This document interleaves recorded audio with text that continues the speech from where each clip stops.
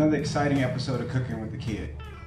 In this episode, we're going to conclude our outdoor series, the three-part series of ribs, pulled pork, and last but not least, the brisket.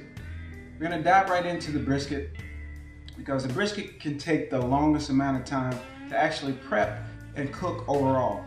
So stick with me and we'll go through some steps to make sure that you have the perfect brisket. So here she is, a big brisket. This guy's about 14 pounds. So what you see me done, what I've done already is I've washed it off a little bit, patted it down just a little bit so you could see the actual marbleization of it. Nice big brisket. You can see where the flat actually meets the point here. One of the things that we will be doing with this particular guy is I'm going to flip her over. Okay, and what we'll be doing is we'll be shaving down some of this fat here. Okay, exposing just a little bit more of the meat from here on down. We want to keep the bigger piece with some fat on it, so the point is still going to have a little bit of fat on it. I'm not going to make you sit here and watch me do that, but I'm going to get that done, come back to you. But before we go, I want to show you the things that we'll be using today. We're using just your basic rub. Once again, I use and make my own. Okay, this is my brisket rub. Guys, go out to Pinterest. You can find thousands, literally thousands of different recipes on different types of rubs. I also have my own marinade that I make. I'll be injecting that into the brisket. Okay, but first I'm gonna go ahead and trim this bad boy down, show you what it looks like when we're done. Welcome back. As you can see, I've already did the trimming and went ahead and started the injection process. I injected the first side, so real quick I'm going to show you what I'm doing here to get this guy filled for us. So we're going to do the opposite side here. We're going to plunge, and as I plunge, I'm going to pull out slowly but surely, making sure that we don't get any marinade all over yourselves. Sometimes you may spray, but that's okay. So we want as many holes as we possibly can. All right. Get that taken care of here. Get as much in every section of the meat that you can possibly get in here. Okay.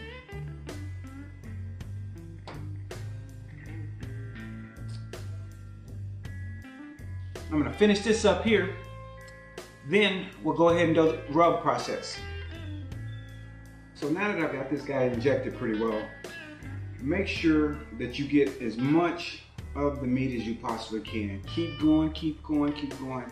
The more holes that you put in this bad boy, the better off it's gonna be in the end. It's gonna taste a lot better. So now we're gonna go straight into our rub portion.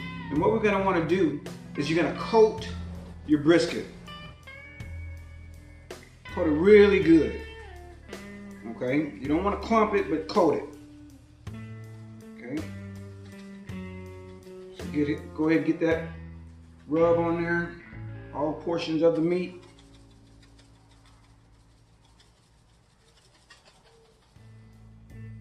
Okay, and what's funny is, indicative to the name, rub, we actually are gonna rub the meat with this. Okay, once we get it nice and coated, just take your gloves and don't wanna rub it in, because when you rub it in, what's gonna happen is you're gonna lose some of those spices. They're gonna be clumped over here, clumped over there, thin here.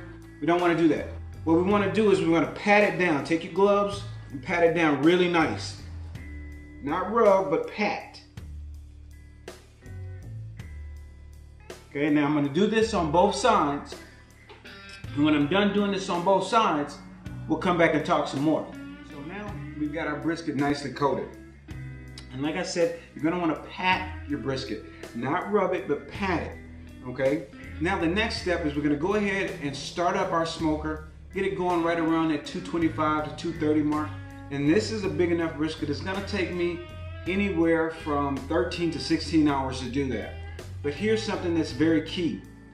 You don't wanna put your brisket in cold. So at this point, I've had it sitting out prior to starting to work with it for about 2 hours. I'm gonna let it sit for another hour to try to get it to room temperature, because we don't wanna mess with that cook time at all. Our key cooking point is about 185 degrees. And what we're gonna do is use that Camp Chef that we've been using in this series. Go ahead and stick that bad boy on there. check it from time to time, and we'll go from there.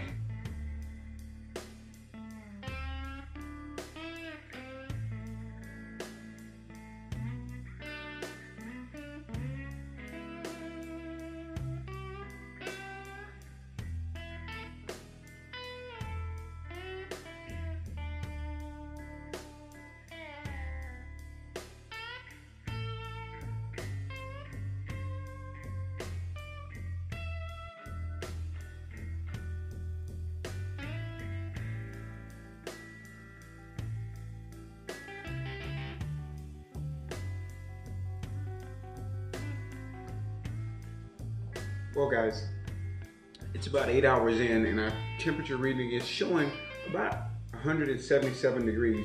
So at this time what we're going to do is we're going to take the brisket out and we're going to place it in some tin foil and wrap it up really tight.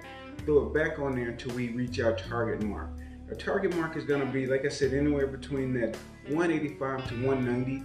I personally like to push it to that 190. When it hits that 190 mark, we'll unwrap it, bring it out, and let it rest.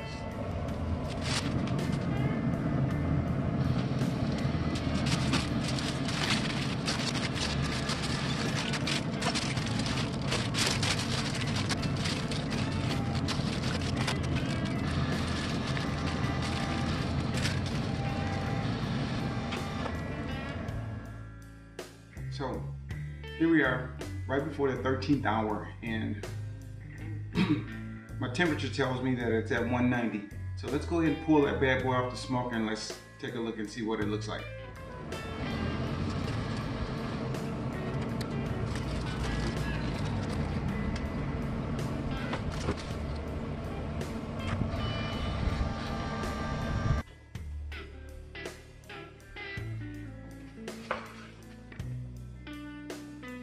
And here we have it, finished product. Go ahead and what we're gonna do is open this foil here. And what we're gonna do is we're gonna let this guy rest for about an hour or so before we actually cut into it. But the odor coming off of this brisket is amazing. Okay, now we've allowed this brisket to go ahead and rest for a bit. So what we're gonna do here is I'm gonna cheat. Got myself an electric flay knife, but what we're gonna do is we're gonna go ahead and cut this end off.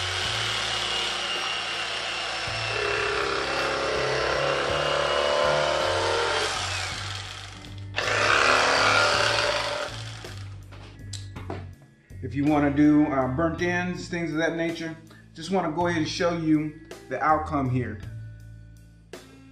Look at that guy there, nice and juicy, got the smoke ring going, and I'm gonna go ahead and slice this up, have a little brisket sandwich, and guys, there you have it, brisket.